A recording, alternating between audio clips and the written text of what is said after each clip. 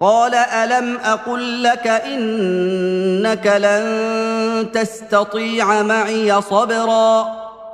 قال إن سألتك عن شيء بعدها فلا تصاحبني قد بلغت من لدني عذرا فانطلقا حتى إذا أتيا أهل قرية استطعما أهلها فأبوا أن يضيفوهما فوجدا فيها جدارا يريد أن ينقض فأقامه قال لو شئت لاتخذت عليه أجرا قال هذا فراق بيني وبينك سأنبئك بتأويل ما لم تستطع عليه صبرا أما السفينة فكانت لمساكين يعملون في البحر فأردت أن أعيبها وكان وراءهم ملك يأخذ كل سفينة غصبا وأما الغلام فكان أبواه مؤمنين فخشينا أن يرهقهما طغيانا وكفرا فأردنا أن يبدلهما ربهما خيرا منه زكاة وأقرب رحما وأما الجدار فكان لغلامين يتيمين في المدينة وكان تحته كنز لهما وكان أبوهما صالحا فأراد ربك أن يبلغا أشدهما ويستخرجا كنزهما رحمة من ربك وما فعلته عن أمري ذلك تأويل ما لم تسطع عليه صبرا ويسألونك عن ذي القرنين قل سأتلو عليكم منه ذكرا إنا مكنا له في الأرض وآتيناه من كل شيء سببا فأتبع سببا حتى إذا بلغ مغرب الشمس وجدها تغرب في عين حمئة ووجد عندها قوما قلنا يا ذا القرنين إما أن تعذب وإما أن تتخذ فيهم حسنا قال أما من ظلم فسوف نعذبه ثم يرد إلى ربه فيعذبه عذابا نكرا وأما من آمن وعمل صالحا فله جزاء الحسنى وسنقول له من أمرنا يسرا ثم أتبع سببا حتى إذا بلغ مطلع الشمس وجدها تطلع على قوم لم نجعل لهم من دونها سترا كذلك وقد أحطنا بما لديه خبرا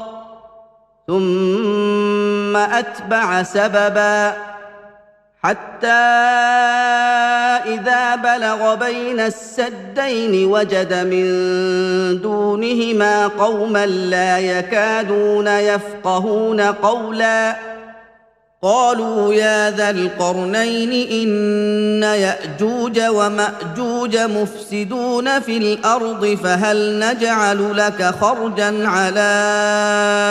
أن تجعل بيننا وبينهم سدا قال ما مكني فيه ربي خير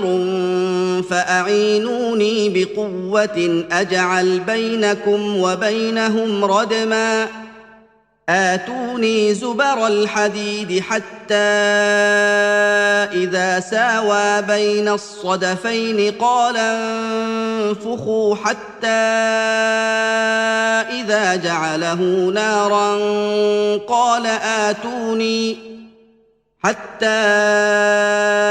إذا جعله نارا قال آتوني أفرغ عليه قطرا فما استطاعوا أن يظهروه وما استطاعوا له نقبا قال هذا رحمة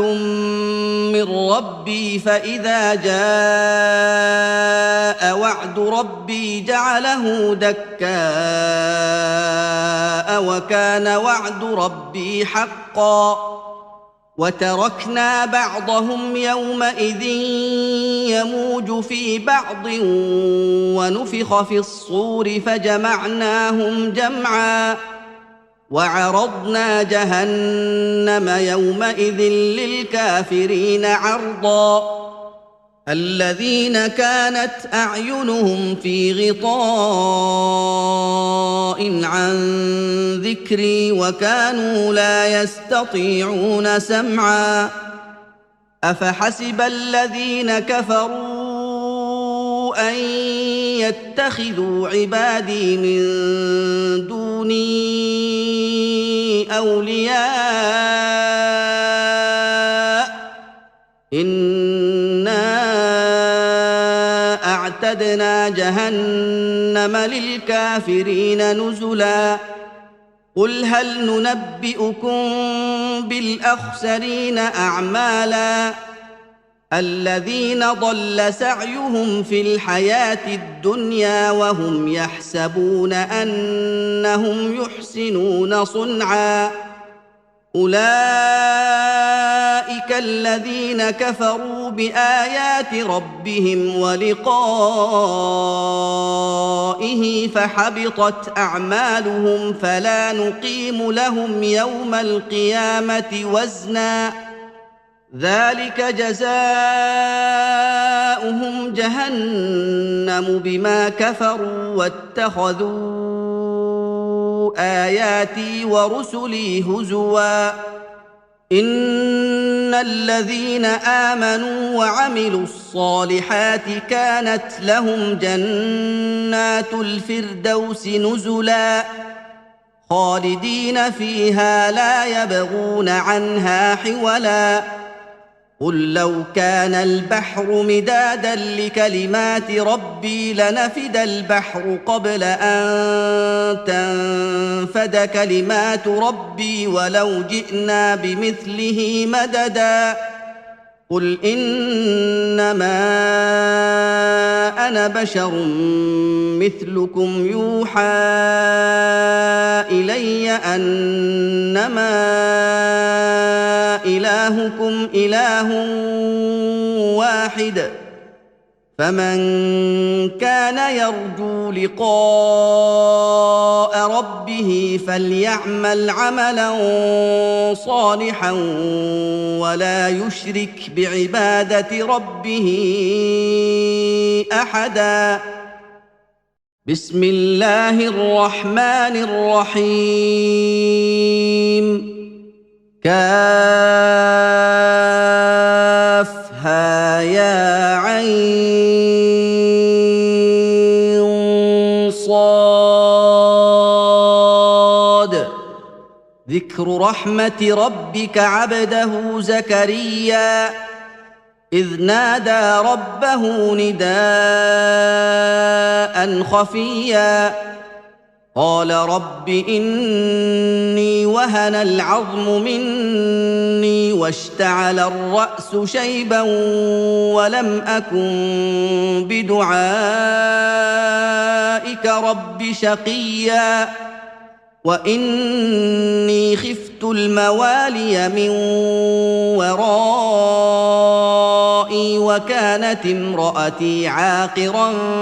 فهب لي من لدنك وليا يرثني ويرث من آل يعقوب واجعله رب رضيا يا زكريا إنا نبشرك بغلام اسمه يحيى لم نجعل له من قبل سميا قال رب أنى يكون لي غلام وكانت امرأتي عاقرا وقد بلغت من الكبر عتيا قال كذلك قال ربك هو علي هين وقد خلقتك من قبل ولم تك شيئا قال رب اجعل لي آية قال آيتك ألا تكلم الناس 3 ليال سويا فخرج على قومه من المحراب فأوحى إليهم أن سبحوا بكرة وعشيا يا يحيى خذ الكتاب بقوة وآتيناه الحكم صبيا وحنانا من لدنا وزكاة وكان تقيا وبرا بوالديه ولم يكن جبارا عصيا وسلام عليه يوم ولد ويوم يموت ويوم يبعث حيا واذكر في الكتاب مريم إذ انتبذت من أهلها مكانا شرقيا فاتخذت من دونهم حجابا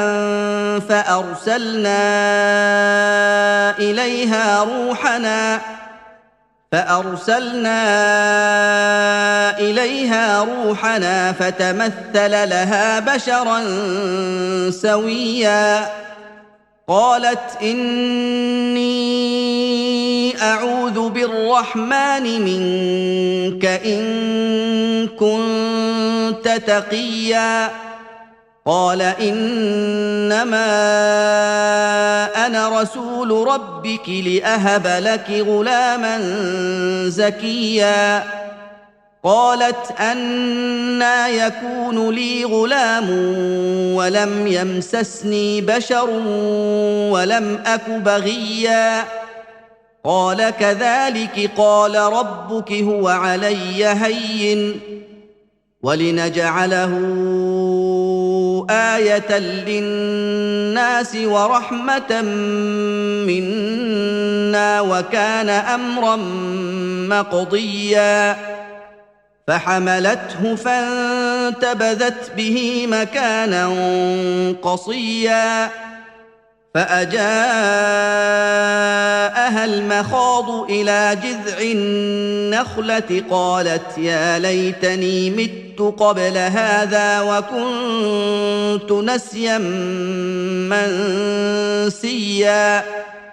فناداها من تحتها ألا تحزني قد جعل ربك تحتك سريا وهزي إليك بجذع النخلة تساقط عليك رطبا جنيا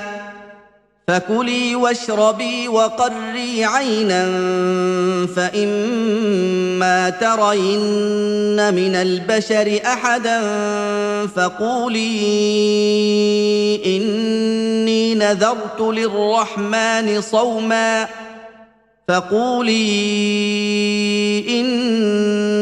نذرت للرحمن صوما فلن أكلم اليوم إنسيا فأتت به قومها تحمله قالوا يا مريم لقد جئت شيئا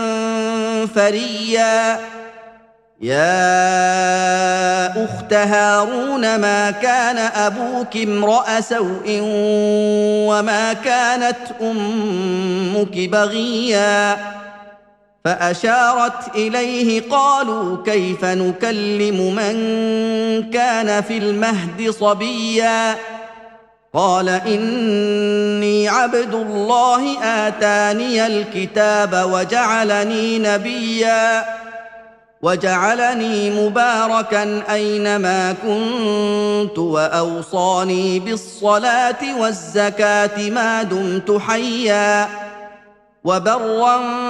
بوالدتي ولم يجعلني جبارا شقيا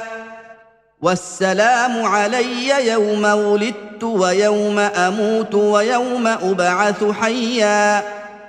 ذلك عيسى ابن مريم قول الحق الذي فيه يمترون ما كان لله ان يتخذ من ولد سبحانه اذا قضى امرا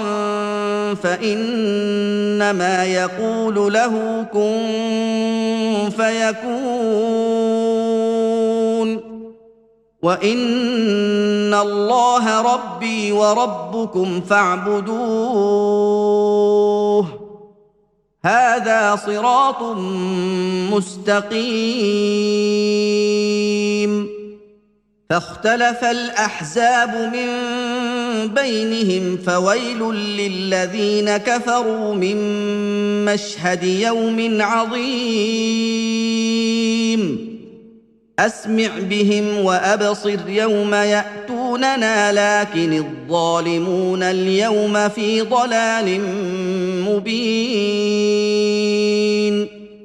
وانذرهم يوم الحسره اذ قضي الامر وهم في غفله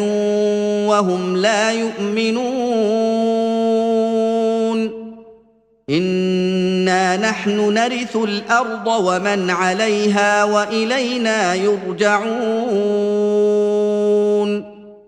واذكر في الكتاب ابراهيم انه كان صديقا نبيا اذ قال لابيه يا ابت لم تعبد ما لا يسمع ولا يبصر ولا يغني عنك شيئا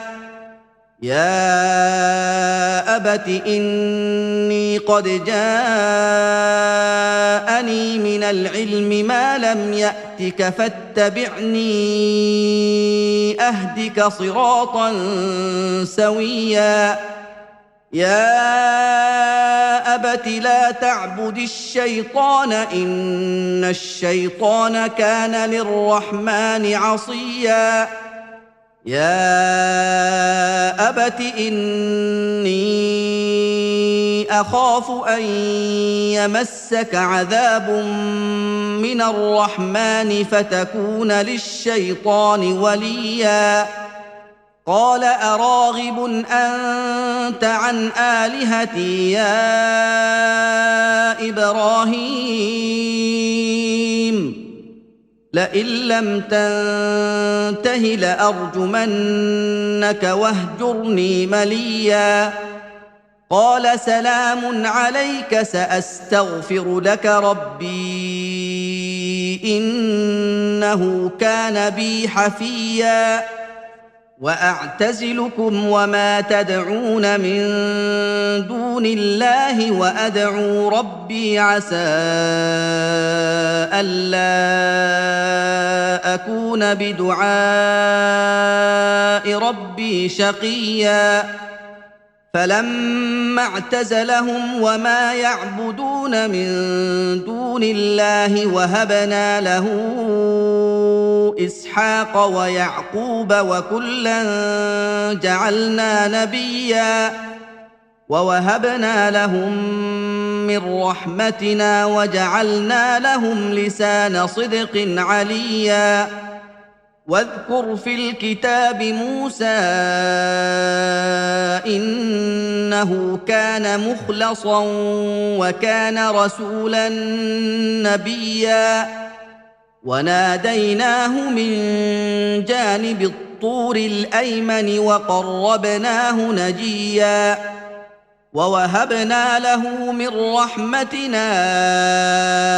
اخاه هارون نبيا واذكر في الكتاب اسماعيل انه كان صادق الوعد وكان رسولا نبيا وكان يامر اهله بالصلاه والزكاه وكان عند ربه مرضيا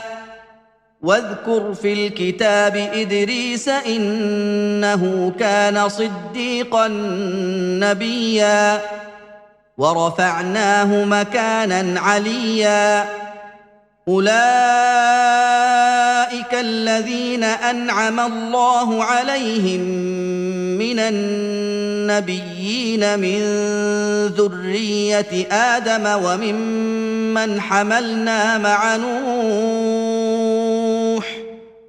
وممن حملنا مع نوح ومن ذرية إبراهيم وإسرائيل وممن هدينا واجتبينا إذا تتلى عليهم آيات الرحمن خروا سجدا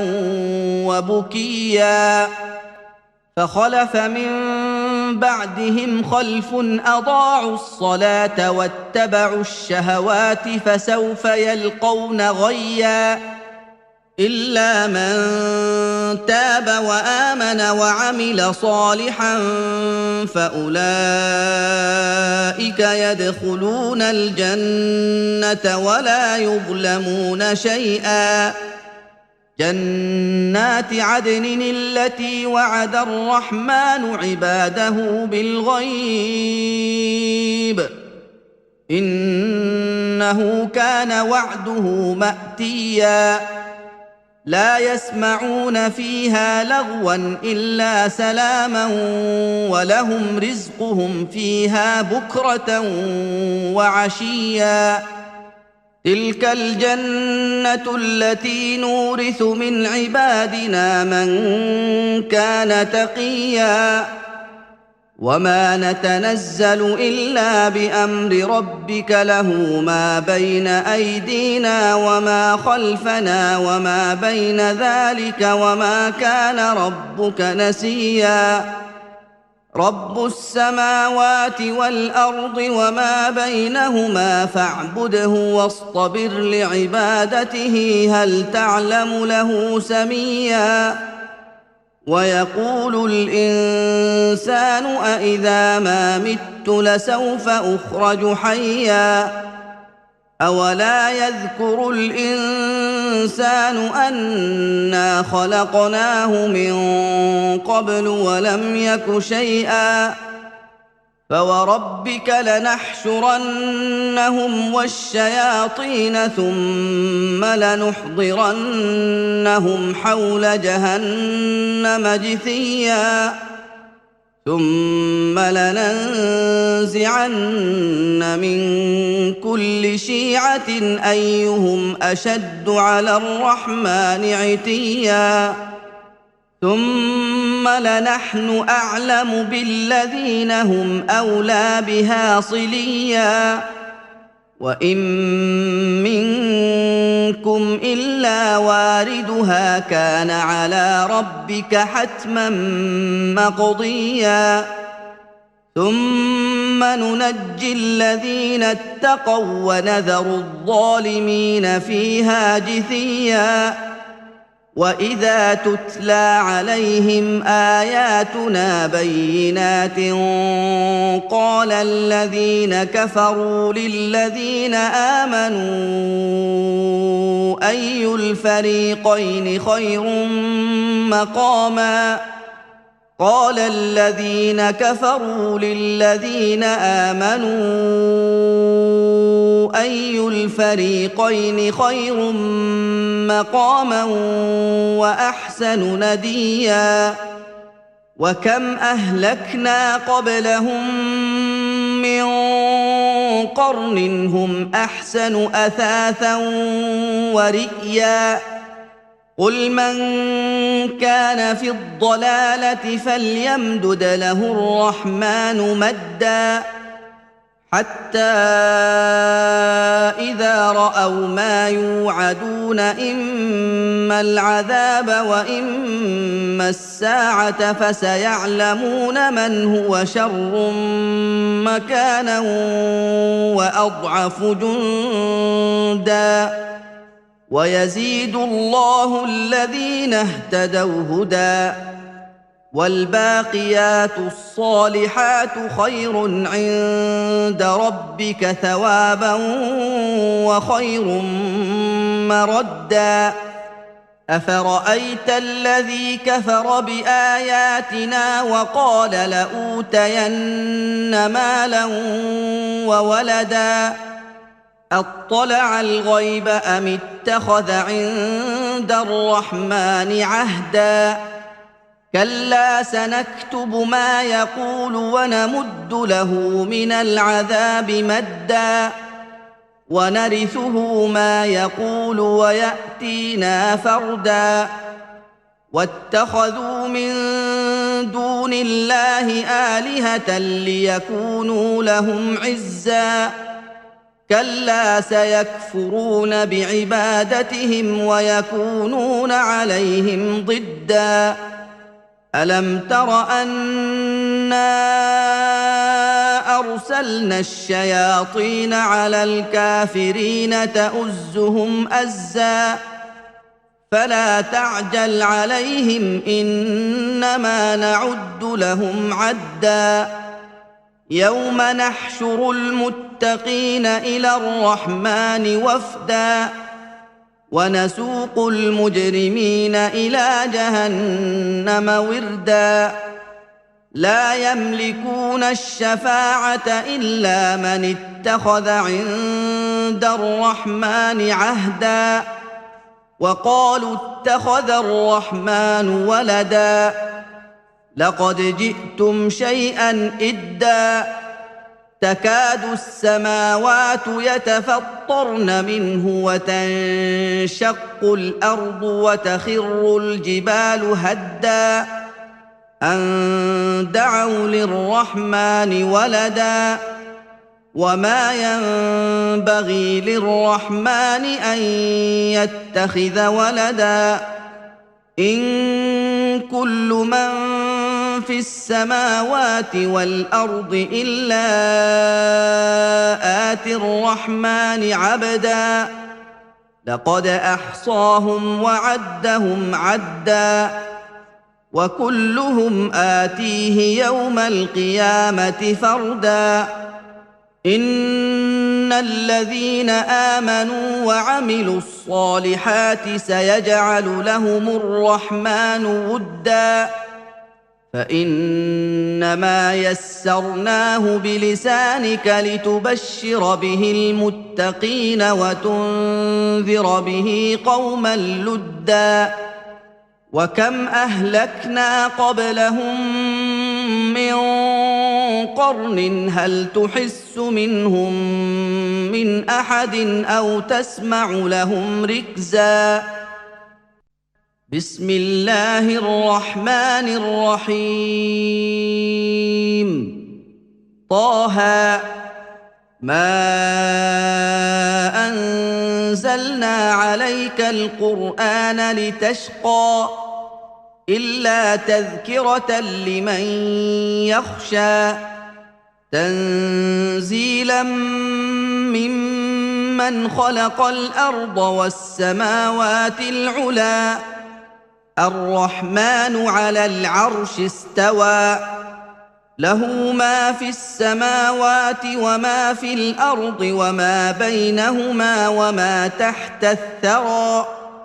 وإن تجهر بالقول فإنه يعلم السر وأخفى الله لا إله إلا هو له الأسماء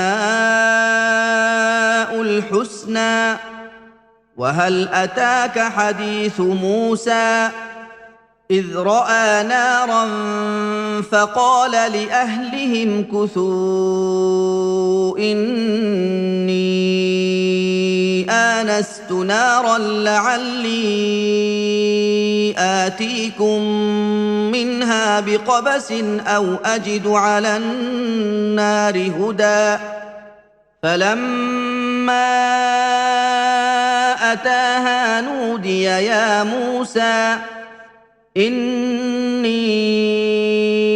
أنا ربك فاخلع نعليك إنك بالواد المقدس طوى وأنا اخترتك فاستمع لما يوحى إنني أنا الله لا إله إلا أنا فاعبدني وأقم الصلاة لذكري إن الساعة آتية أكاد أخفيها لتجزى كل نفس بما تسعى فلا يصدنك عنها من لا يؤمن بها واتبع هواه فتردى وما تلك بيمينك يا موسى قال هي عصاي أتوكأ عليها وأهش بها على غنمي ولي فيها مآرب أخرى قال ألقها يا موسى فألقاها فإذا هي حية تسعى قال خذها ولا تخف سنعيدها سيرتها الأولى واضمم يدك إلى جناحك تخرج بيضاء من غير سوء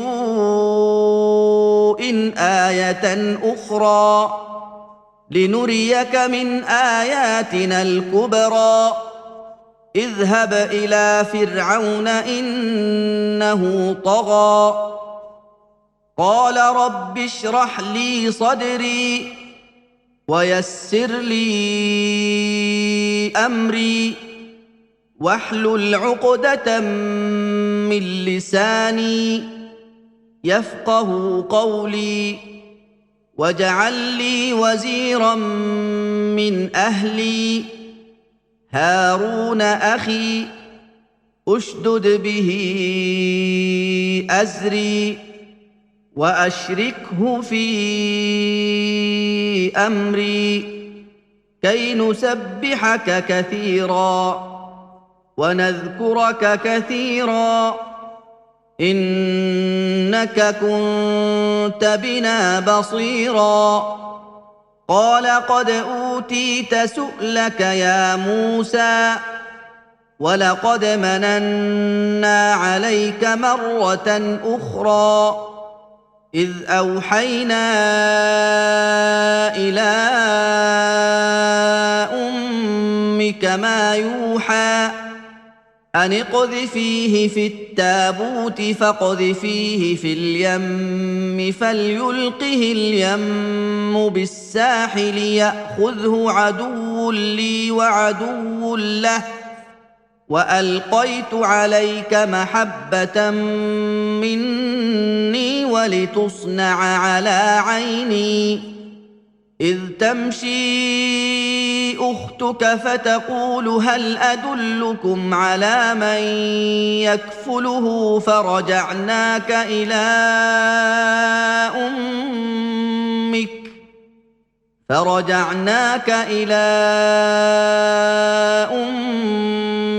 كي تقر عينها ولا تحزن وقتلت نفسا فنجيناك من الغم وفتناك فتونا فلبثت سنين في أهل مدين ثم جئت على قدر يا موسى واصطنعتك لنفسي اذهب أنت وأخوك بآياتي ولا تنيا في ذكري اذهبا إلى فرعون إنه طغى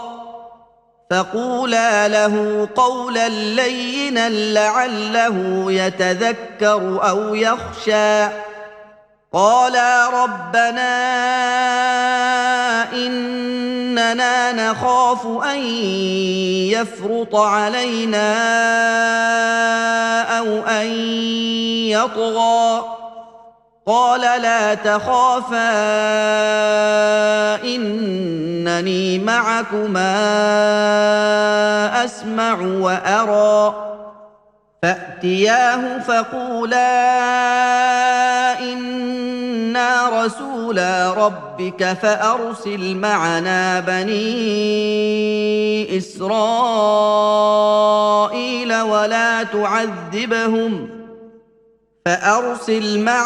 بني إسرائيل ولا تعذبهم قد جئناك بآية من ربك والسلام على من اتبع الهدى إنا قد أوحي إلينا أن العذاب على من كذب وتولى قال فمن ربكما يا موسى قال ربنا الذي أعطى كل شيء خلقه ثم هدى قال فما بال القرون الأولى قال علمها عند ربي في كتاب لا يضل ربي ولا ينسى الذي جعل لكم الأرض مهدا وسلك لكم فيها سبلا وأنزل من السماء ماء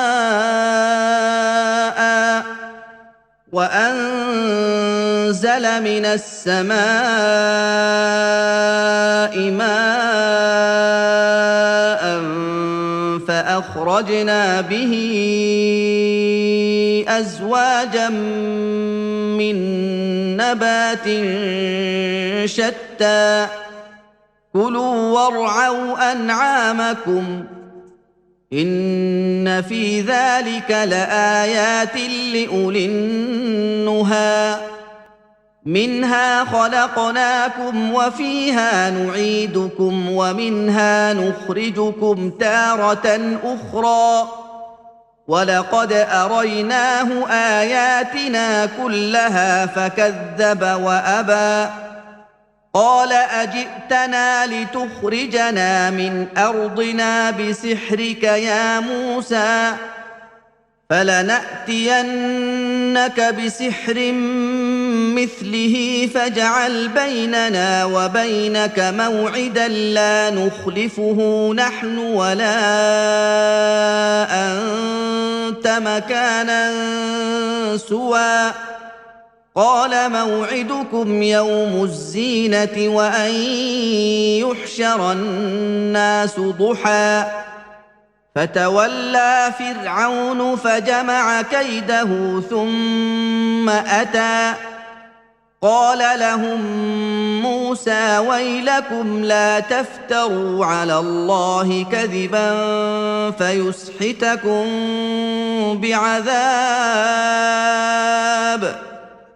فيسحتكم بعذاب وقد خاب من افترى فتنازعوا أمرهم بينهم وأسروا النجوى قالوا إن هذان لساحران يريدان أن يخرجاكم من أرضكم بسحرهما ويذهبا بطريقتكم المثلى فأجمعوا كيدكم ثم أتوا صفا وقد أفلح اليوم من استعلى قالوا يا موسى إما أن تلقي وإما أن نكون أول من ألقى قال بل القوا فاذا حبالهم وعصيهم يخيل اليه من سحرهم انها تسعى فاوجس في نفسه خيفه موسى قلنا لا تخف انك انت الاعلى والق ما في يمينك تلقف ما صنعوا انما صنعوا كيد ساحر ولا يفلح الساحر حيث اتى فالقي السحره سجدا قالوا امنا برب هارون وموسى قال امنتم له قبل ان اذن لكم انه لكبيركم الذي علمكم السحر فلأقطعن أيديكم وأرجلكم من خلاف ولأصلبنكم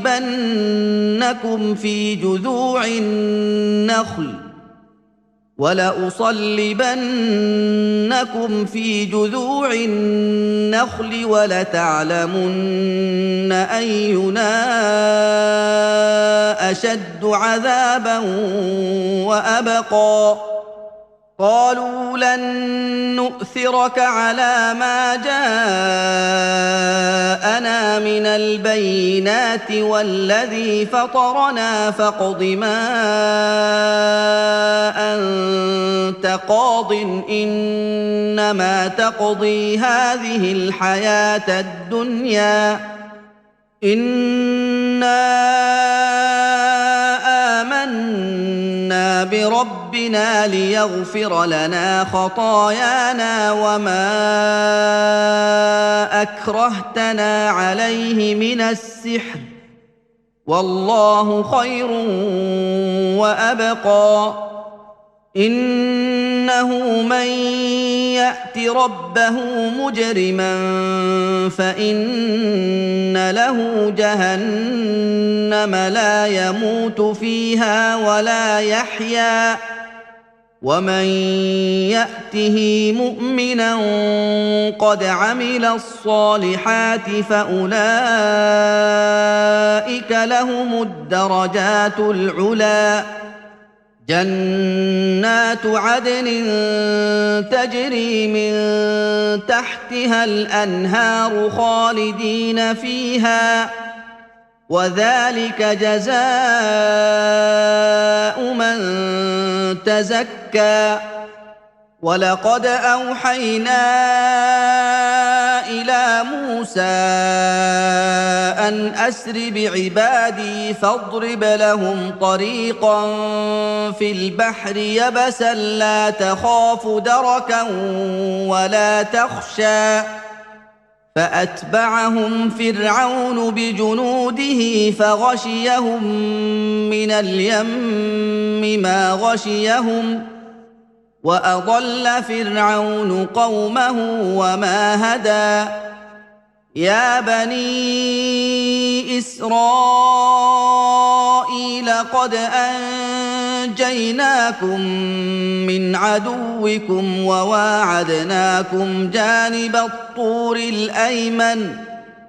وواعدناكم جانب الطور الأيمن ونزلنا عليكم المن والسلوى كلوا من طيبات ما رزقناكم ولا تطغوا فيه فيحل عليكم غضبي ومن يحلل عليه غضبي فقد هوى وإني لغفار لمن تاب وآمن وعمل صالحا ثم اهتدى وما أعجلك عن قومك يا موسى قال هم أولئك على أثري وعجلت إليك رب لترضى قال فإنا قد فتنا قومك من بعدك وأضلهم السامري فرجع موسى إلى قومه غضبان أسفا قال يا قوم ألم يعدكم ربكم وعدا حسنا أفطال عليكم العهد أم أردتم أن يحل عليكم غضب من ربكم فأخلفتم موعدي قالوا ما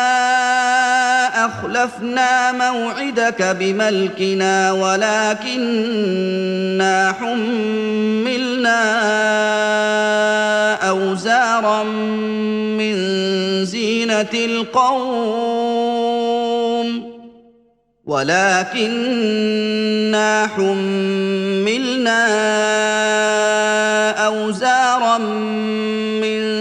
زينة القوم فقذفناها فكذلك ألقى السامري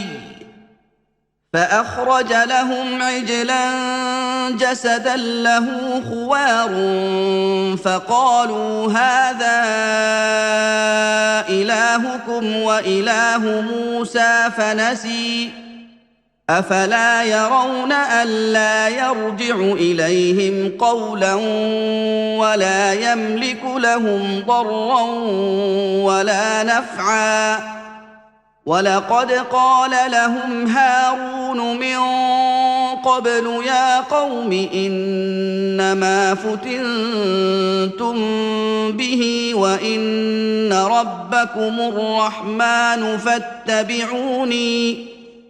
وإن ربكم الرحمن فاتبعوني وأطيعوا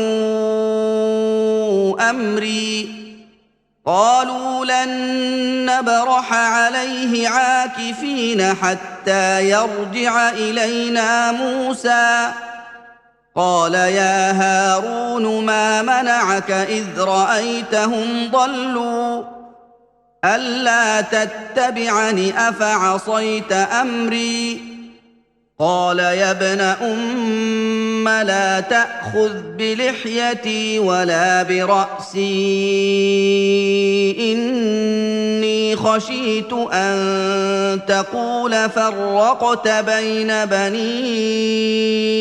إسرائيل ولم ترقب قولي قال فما خطبك يا سامري قال بصرت بما لم يبصروا به فقبضت قبضة من أثر الرسول فنبذتها وكذلك سولت لي نفسي قال فاذهب فإن لك في الحياة أن تقول لا مساس وإن لك موعدا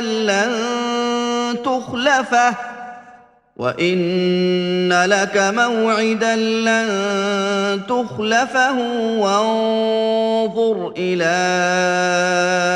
إلهك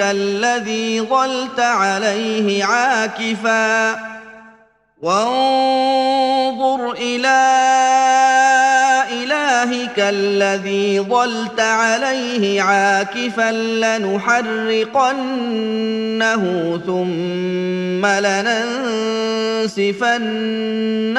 في اليم نسفا إنما إلهكم الله الذي لا إله إلا هو وسع كل شيء علما كذلك نقص عليك من أنباء ما قد سبق وقد آتيناك من لدنا ذكرا من أعرض عنه فإنه يحمل يوم القيامة وزرا خالدين فيه وساء لهم يوم القيامة حملا يوم ينفخ في الصور ونحشر المجرمين يومئذ زرقا يتخافتون بينهم إن لبثتم إلا عشرا نحن أعلم بما يقولون إذ يقول أمثلهم طريقة إن لبثتم إلا يوما ويسألونك عن الجبال فقل ينسفها ربي نسفا فيذرها قاعا صفصفا لا ترى فيها عوجا ولا أمتا يومئذ يتبعون الداعي لا عوج له وخشعت الأصوات للرحمن فلا تسمع إلا همسا يومئذ لا تنفع الشفاعة إلا من أذن له الرحمن ورضي له قولا يعلم ما بين أيديهم وما خلفهم ولا يحيطون به علما وعنت الوجوه للحي القيوم وقد خاب من حمل ظلما ومن يعمل من الصالحات وهو مؤمن فلا يخاف ظلما ولا هضما وكذلك أنزلناه قرآنا عربيا وصرفنا فيه من الوعيد لعلهم يتقون أو يحدث لهم ذكرا فتعالى الله الملك الحق ولا تعجل بالقرآن من قبل أن يقضى إليك وحيه وقل رب زدني علما ولقد عهدنا إلى آدم من قبل فنسي ولم نجد له عزما وإذ قلنا للملائكة اسجدوا لآدم فسجدوا إلا إبليس أبى فقلنا يا آدم إن هذا عدو لك ولزوجك فلا يخرجنكما من الجنة فتشقى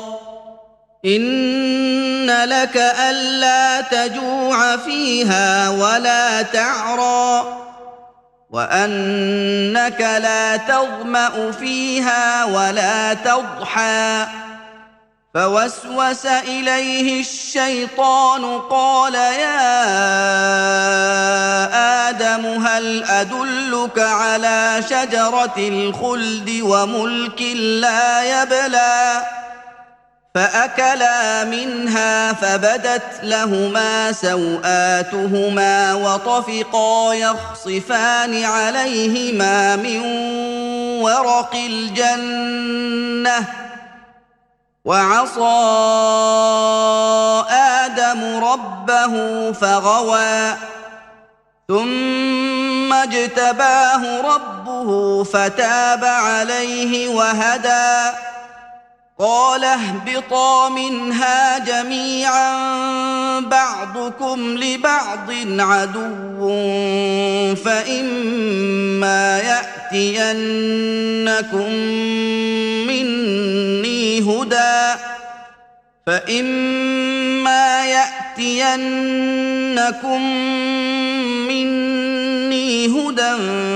فمن اتبع هداي فلا يضل ولا يشقى